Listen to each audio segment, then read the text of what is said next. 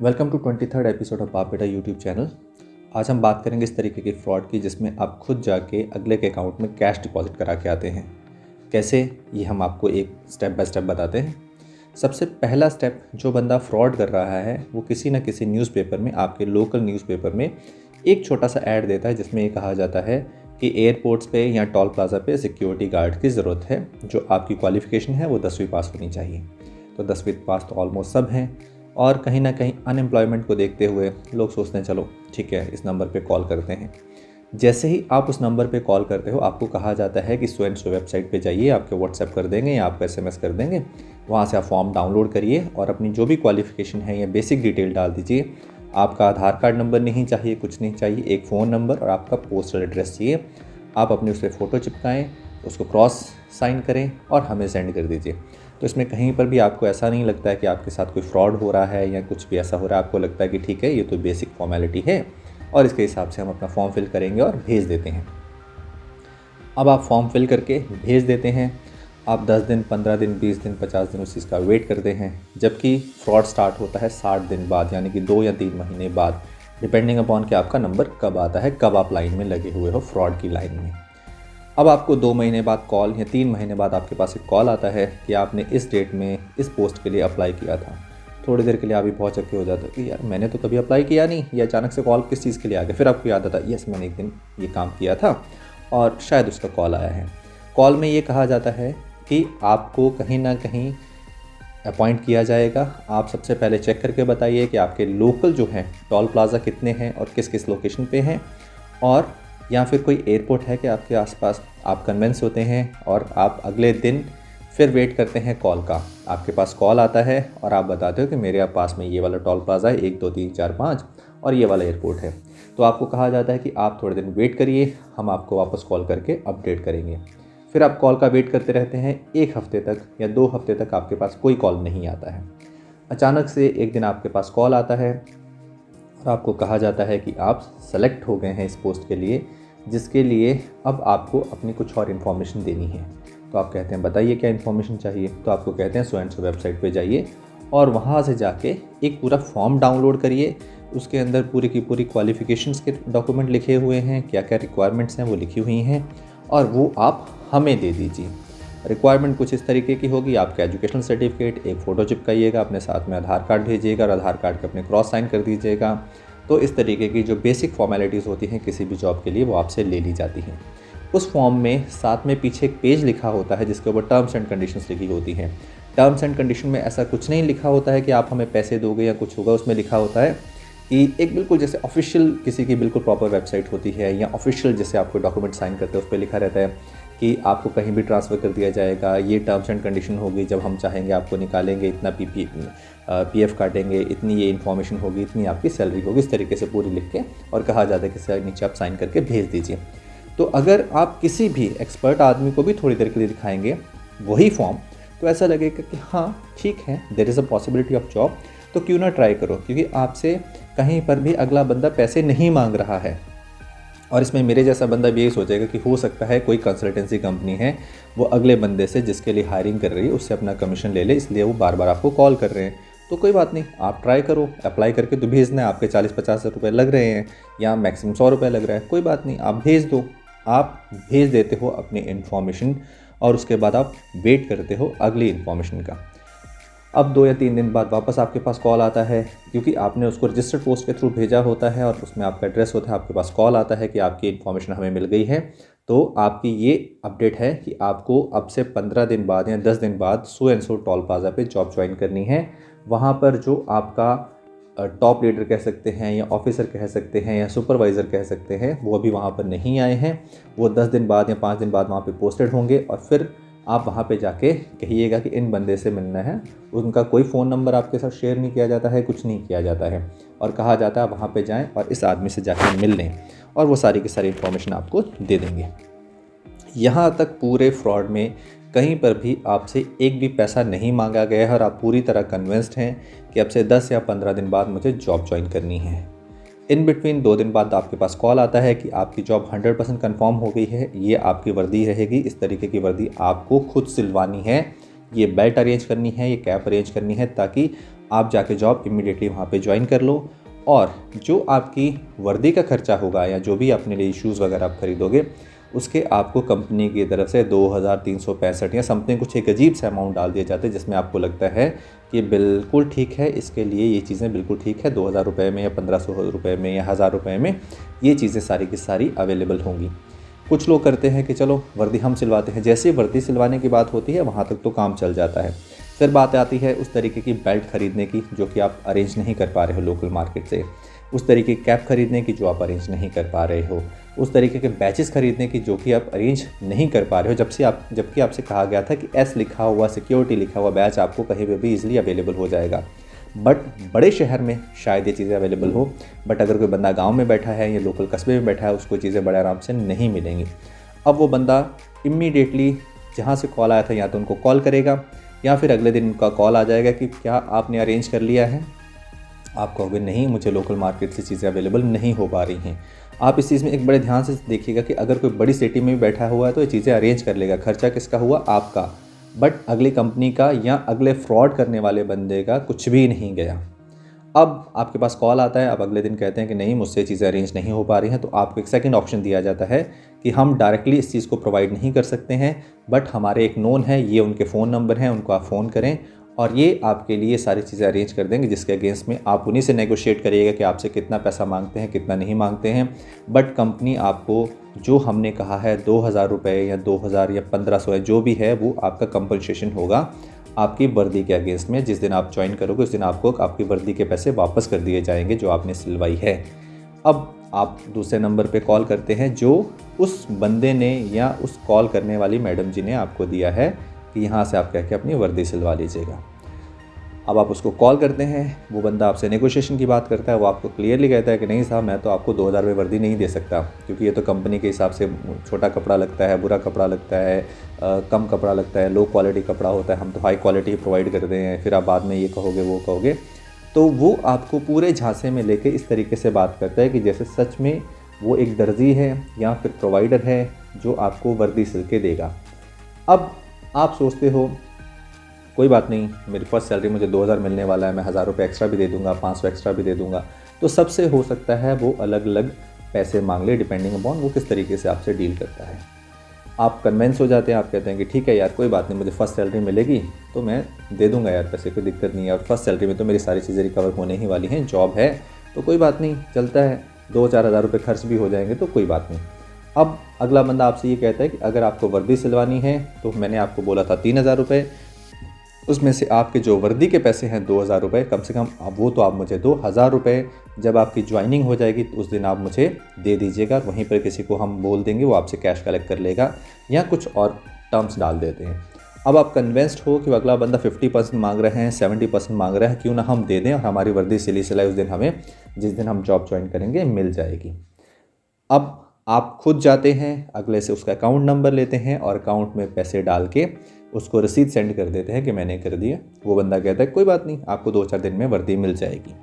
2-4 दिन का मतलब आपकी 15 दिन का ज्वाइनिंग टाइम है। 2 या 3 दिन के अंदर आप ये सारी फॉर्मेलिटीज़ कंप्लीट कर देते हो अपनी तरफ से, और अब आपके पास 10 दिन का टाइम है वेट करने का, जब आपके साथ फ्रॉड होगा। आपने पैसे डिपॉजिट कर दिए, उसके बाद में वो नंबर जो है वो स्विच ऑफ नहीं आएगा, वो फ़ोन लगातार चलता रहेगा। कब तक चलता रहेगा? जिस दिन तक आपकी ज्वाइनिंग डेट नहीं आ जाती है।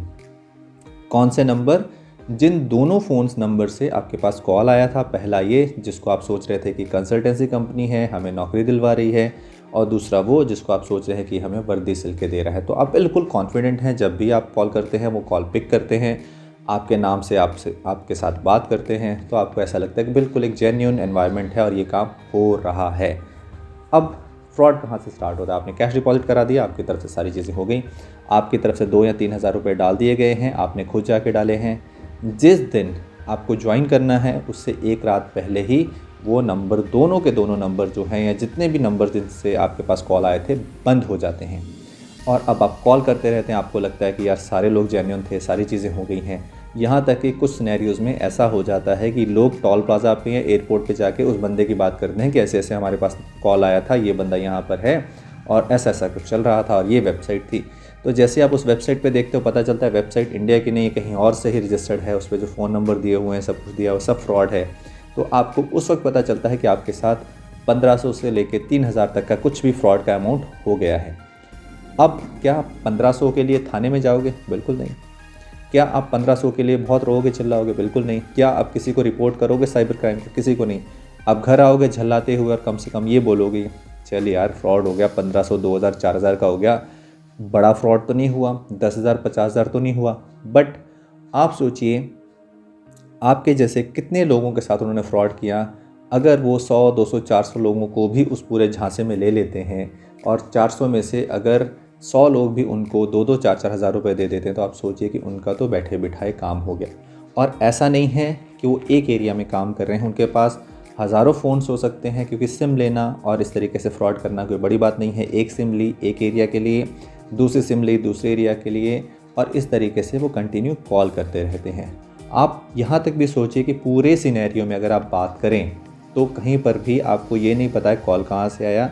और इवन यहाँ तक हो सकता है कि जो लोग आपको कॉल कर रहे हैं, जिन्होंने आपको, दोनों ने कॉल किया, वो भी हायर्ड बंदे हों और उनको भी ऐसा लग रहा हो कि हम एक कंपनी के लिए हायरिंग का काम कर रहे हैं या एक कंपनी के लिए वर्दी सिलने का काम कर रहे हैं, जिससे रिलेटेड हमें लोगों से बात करनी है। जैसे मान लीजिए एक छोटी सी मिसाल है, जो पहला बंदा था या बंदी थी या लेडी थी जिसने आपको कॉल किया, हो सकता है उसको ये कहा जाए कि हम एक कंसल्टेंसी कंपनी है, आपको 4 सिम भेज दी गई हैं, आपको 4 सिम से 100 एंड 100 लोकेशंस पे फ़ोन करना है, एक्सेल में डेटा ट्रैक करके रखना है और आप घर से ही काम करेंगे। तो अगले को ऐसा लगे कि बिल्कुल ठीक है, मैं घर से ही काम कर रही हूँ, कोई इशू नहीं है, बड़े आराम से पैसा आ रहा है। और हो सकता है पर कन्वर्ट होने वाले पे जो बंदा हमें वर्दी के पैसे दे, उस पे उसको 100-200 रुपये कमीशन मिलता है और उसको शाम तक लगता होगी कोई बात नहीं, मेरे 500 या 700 या 1000 रुपये घर पे बैठे हुए बन गए हैं, तो मुझे और क्या चाहिए। ताकि जिस दिन पकड़ा जाए वो लेडी पकड़ी जाए। सेकंड, हो सकता है सेकंड बंदा जिसको वर्दी के लिए पैसों की बात हो रही है, उसको भी कहा जाता हो कि आप एक एक्सेल में एंट्री करिए और फाइनली हमें एक्सेल इस जगह पे भेज दीजिएगा और उनकी वर्दी सिल जाएगी। आपका काम सिर्फ और सिर्फ इतना है कि वर्दी के पैसे लेने हैं और बैंक को मैनेज करना है, अकाउंट को मैनेज करना है। अब आप सोचिए कि वो जो अकाउंट है, अब आपकी सोच दौड़ती है कि क्यों ना उस अकाउंट में जाके उसका पता कर लिया जाए, अकाउंट किसका है, कहाँ है। अब हो सकता है कि वो जो अकाउंट है उसके साथ भी फ्रॉड हुआ हो, उसको भी कॉल करके कहा गया हो कि सर हमारे पास ब्लैक मनी आती है और 2-2, 4-4 हज़ार रुपये हम लोगों से लेते हैं, हम आपके अकाउंट में पैसे डलवाया करेंगे, उसके लिए आप अपना यूज़र नेम और पासवर्ड एक नया अकाउंट खुलवा के हमें दे दीजिए, सारा काम हम देखेंगे, जैसे ही पैसे आया करेंगे हम आपको पैसे दे दिया करेंगे। और इस तरीके से शायद एक पूरा फ्रॉड चलता रहे, क्योंकि जिसका अकाउंट है वो सोचेगा कोई बात नहीं, एक अकाउंट ही तो ओपन करवाना है, इनको यूज़र नेम और पासवर्ड देना है, जिसके थ्रू उस अकाउंट में ज़ीरो बैलेंस डलवाया जाता है। और यहाँ तक भी हो सकता है उनको कहा जाए कि आप अकाउंट ओपन करवाइए, ये लीजिए हमारी तरफ से 2000 रुपये, जो अकाउंट में मिनिमम बैलेंस रखने की बात होती है वो आप रखिए, सिर्फ़ और सिर्फ अकाउंट आपके नाम पे चलेगा, जो भी किट मिलेगी बैंक की तरफ से वो आप हमें दे दीजिएगा, सारी चीज़ें हम मैनेज करेंगे और आपको हर महीने बैठे बिठाए 10,000 रुपये या 5,000 रुपये या जो भी कमीशन का परसेंटेज है जो आपके अकाउंट में ट्रांजैक्शंस होंगी उसके बिहाफ पे आपको पैसे दे दिए जाएंगे। तो अकाउंट होल्डर भी ये सोचेगा कि यार मुझे कुछ नहीं करना है, शायद इस तरीके की कोई स्कीम चल रही हो, शायद ऐसी कोई कंपनी है, क्योंकि कहीं ना कहीं इंडिया में ब्लैक मनी का बहुत अच्छा ट्रेंड है। लोग सोचते हैं अच्छा ऐसा होता है और लोग 5 या 10,000 के चक्कर में उस अकाउंट के साथ फंस जाएं और अपने अकाउंट में पैसे डलवाते रहें। और वो अकाउंट कहाँ से मैनेज हो रहा हो, कहीं बैठे आउट ऑफ इंडिया से कोई बंदा उसको मैनेज कर रहा हो जिसको कोई जानता भी नहीं है। तो आप सोच सकते हैं कि जो रियल मास्टरमाइंड है वो शायद कभी पूरी पिक्चर में नज़र ही नहीं आए। जैसे टीवी में दिखाया जाता है कि वो पर्दे के पीछे बैठ के काम कर रहा है और जितने लोग हैं आगे फंसने वाले वो फंसते जाएंगे और वो यही कहेंगे हमें कॉल आया था और ये कहा गया था कि आपको घर से काम करना है, हम घर से काम कर रहे हैं। तो पूरे सिनेरियो में हो सकता है कि पूरी जितने भी लोग इस पूरे जाल में फंसे हुए हैं वो यही सोच रहे हों कि वो जॉब कर रहे हैं या फिर उनके साथ फ्रॉड नहीं हो रहा है, क्योंकि उनको कन्विंस ही इस तरीके से किया जा रहा है। उनको पर मंथ सैलरी दी जाती है, उनको अगर टारगेट से ज़्यादा हो जाता है काम तो उनको कमीशन दे दिया जाता है। बट किस चीज़ का? जो उन्होंने लोगों के साथ ठगी की है। और जो कॉल करके ठगी कर रहे हैं उनको ये भी नहीं पता कि वो ठगी कर रहे हैं, उनको ऐसा लगता है कि वो मेहनत से कमाई कर रहे हैं और किसी कंपनी के लिए काम कर रहे हैं।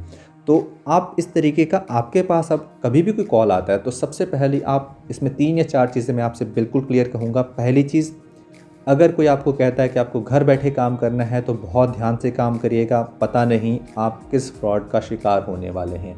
दूसरा, अगर आपको कहता है कि आपके अकाउंट में हम पैसे डलवाएंगे तो साहब ध्यान से, पता नहीं किस तरीके के पैसे डलवाएंगे और किस चीज़ के लिए डलवाएंगे, जिसके लिए बाद में आप पता नहीं किस केस में फंसोगे जिसमें आपकी कभी जान नहीं छूट पाएगी। जब तक आपको कोई आपका नोन का मतलब भी हो सकता है कि बिल्कुल मेरे जैसा बंदा आके बोलेगी ओके ठीक है आप ये काम कर लीजिए, बिल्कुल मत करिए, क्योंकि कभी भी किसी को बैठे बिठाए पैसे नहीं आते हैं। और अगर इस तरीके के पैसे आ रहे हैं तो सिंपल सी बात है, कहीं ना कहीं वो ठगी के पैसे हैं। इतनी आसानी से पैसा नहीं कमाया जा सकता है। अगर कभी भी कोई आपको ये बोले कि आप मेरे अकाउंट में पैसे डिपॉजिट करा दीजिए, उसको बाद आपको सर्विस दी जाएगी या फलानी चीज़ प्रोवाइड की जाएगी, तो समझ लीजिए आप जाल में फंस रहे हैं। क्योंकि कोई भी रिलायबल कंपनी होगी तो वो यही कहेगी जिस दिन आप ज्वाइन करेंगे उस दिन से ही आपकी फैसिलिटीज स्टार्ट हो जाती हैं और उसके अगेंस्ट में कभी भी कोई आपसे कमीशन नहीं मांगता है। हाँ, हो सकता है कुछ मेजर कंसल्टेंसी कंपनीज़ हो जहाँ पर ये बात हो सकती है, बट अगर आपकी क्वालिफ़िकेशन उस लायक नहीं है तो आप समझिए कि आपके साथ फ्रॉड होने जा रहा है। जहाँ पे आपके 10,000 सैलरी के लिए आप दौड़ रहे हैं तो वहाँ पे आपके लिए 2,000 का फ्रॉड इज़ अ मेजर रकम। ऐसा नहीं है कि 2,000 रुपये कुछ भी नहीं है। कई बार ऐसा भी कंडीशन हो जाती है कि आपने 2,000 रुपया हो सकता है कहीं से उधार मांग के भेजा हो। तो ये बहुत सी कंडीशंस हैं, इसलिए कभी भी आपको किसी भी तरीके का कॉल आता है तो आप कन्विंस नहीं हो, बात ज़रूर सुने, बट कन्विंस होते वक्त ये ज़रूर सोचें कि कोई भी आपको किसी भी तरीके से फ्री में कुछ भी नहीं देता है। क्योंकि ये जो फ्रॉड का लेवल है एक एक्स्ट्रा लेवल तक चला गया है, जिसमें पहले OTPs मांगे जाते थे, आधार कार्ड नंबर मांगे जाते थे और बहुत सी चीज़ें होती थी जिससे लोग अवेयर हो चुके हैं। इसलिए फ्रॉड करने वालों ने भी एक नए तरीका ढूंढ लिया है जिसमें से वो और आपके साथ फ्रॉड इतने प्यार से करते हैं कि आपको पता भी नहीं चलता है और आप उसके अगेंस्ट में कोई कंप्लेन नहीं करते हो, कुछ भी नहीं करते हो। ये फ्रॉड लगातार एक स्टेट से दूसरे स्टेट से तीसरे से चौथे में चलता रहता है। एग्जाम्पल ले लेते हैं, वो पंजाब के एक इलाके में काम करते हैं और उसके बाद केरला का एक एरिया टारगेट कर लेते हैं और इसी तरीके से उनका टारगेट एरिया चेंज होता रहता है ताकि एक स्टेट से दूसरे स्टेट तक इन्फॉर्मेशन पहुंचने में बहुत ज़्यादा टाइम लग जाए। पर कोशिश आज यही थी कि किसी न किसी तरीके से ये इन्फॉर्मेशन सब तक पहुंचाई जाए। अगर आपको लगता है कि वीडियो सही बना है, कमेंट ज़रूर करिएगा, मैक्सिमम शेयर ज़रूर करिएगा ताकि मैक्सिमम लोगों तक ये बात पहुंचे कि इस तरीके का फ्रॉड चल रहा है। क्योंकि अभी तक सबकी तरफ से अवेयरनेस ऐसी दी जाती है कि OTP से फ्रॉड होगा या आधार कार्ड से फ्रॉड होगा या बाकी चीज़ों से फ्रॉड होगा, जबकि ये एक नए तरीके का फ्रॉड है। मैक्सिमम इसको शेयर करिएगा ताकि जहाँ तक ये इन्फॉर्मेशन जाए लोग फ्रॉड से बच जाएँ, क्योंकि 2 या 4,000 रुपये मायने बहुत ज़्यादा रखते हैं किसी के लिए भी। Thank you very much for watching and giving your time.